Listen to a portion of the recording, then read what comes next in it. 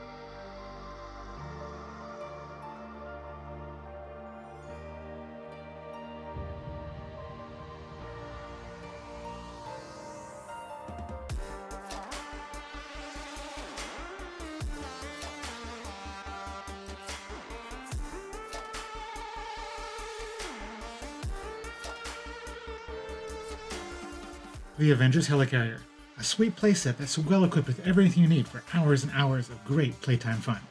Coming with, of course, the helicarrier itself, a small support ship, a large projectile, these are propellers that turn as you roll it around, a whole host of heroes, and, of course, a supervillain to combat. This kit has all the elements needed for one great story after another. Starting on the carrier's dorsal side, a little bit back of the center, we have the support ship, which is just sitting here without being secured, so you can remove it just by pulling it off. This tiny little ship, with seating for one, looks to me to be a fair bit faster and more maneuverable than a carrier, making it a great option for scouting out potentially hostile situations while the carrier hangs back safely. And, if you do happen to get into a sticky situation, it's equipped with some pretty significant firepower, having a standard rapid-fire 6-stud shooter right in the front. Mounted just in front of this little ship's landing pad, we have the turret, which can rotate a full 360 degrees and comes equipped with LEGO's largest spring-mounted launcher, which has enough heft behind it to deal M.o.d.o.k a significant blow if he's ever foolish enough to get within range of this artillery. Again, moving forward at the ship, we have another panel, which when you flip it up, reveals the interior of the cab, where we have seating for 3 minifigures. And I'm also very pleased to report that the minifigures that sit here do not have to relinquish their weapons because there's enough space on either side for Thor to hang onto his hammer, Black Widow her 2 swords, Nick Fury his gun, or for whoever else who wants a seat, they can bring their accessories with them. Continuing to move forward to the nose of the ship, we have the huge bay windows, which are angled downwards, giving the person in front a very clear view of everything in front of the ship, as well as everything on the ground that they're approaching. Just behind that, we've got matching windows on either side of the ship, giving our passengers a clear view of what's on the left and right side. In addition to the ball turrets, which have a very wide range of motion, allowing them to lock onto virtually anything that's beside the ship, whether it be on the same level, soaring above, or down on the ground. Along the bottom of the ship, there are 6 hard plastic wheels and, right in the center, 1 rubber one. Because the only wheel that has any traction is located right in the center, this makes the ship not only very easy to roll forward and backwards, but it also makes it very maneuverable, even being able to turn on a dime. And the rubber wheel, additionally, has some mechanical linkage to all the propellers, so as you roll this thing backwards and forwards, the propellers will turn in kind. Additionally, you can angle the propellers forwards or backwards to match the direction the ship is moving, or level them out when you just want to hover in place. For a little side note, as this is something I haven't seen before, the construction of the heli-carrier actually had some disassembly instructions. This is because they didn't want to roll around too much as you were building it, so they put all these little yellow plates on the bottom, giving it just enough lift to keep the wheels off the ground, and creating a Lego first for me, where there was actually some disassembly required to move along to the next step. Now, coming to the minifigures, we have Thor, Nick Fury, Iron Man, and Black Widow. I gotta say that I'm a little bit disappointed with this Iron Man, because it's the first one I've seen where the visor to the helmet doesn't open. It's all just one solid piece, and the only way to see his face is to remove the helmet in its entirety. In addition to that being disappointing, one of his faces, the one with all the blue tactical displays projected on it, doesn't make any sense, because once you take the helmet off, this wouldn't happen.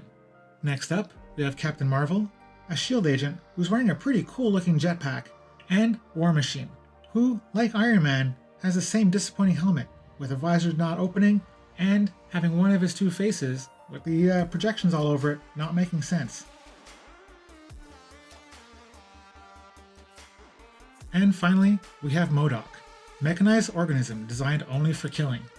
I've never seen this guy before, I don't know much about his history, but despite sounding badass, he just kind of looks like a science experiment that went wrong to me.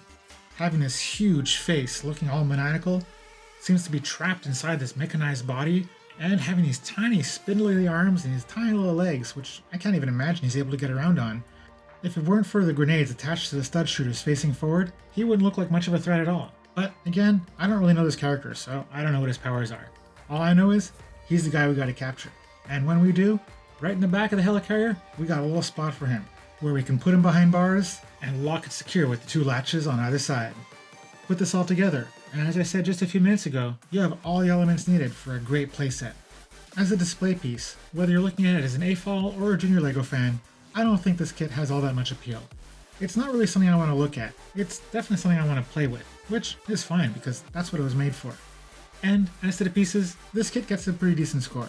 A lot of great elements to reuse, nothing too fancy that really stands out, but a lot of solid pieces that gives you a great base for future projects. And of course, you got 7 minifigures. True, I'm not really a fan of the Iron Man or War Machine helmets, but 7 collectible minifigures is still pretty nice. And you got this big M.o.d.o.k face. I really have no idea what I'm going to do with it, but I'm pretty sure when I think of something, it's going to be creepy and I'm going to really enjoy it. So, in conclusion, I think this kit is best suited for the junior LEGO fan out there. Someone with an active imagination who's going to take this on a variety of adventures, before eventually taking it apart to make their own creations.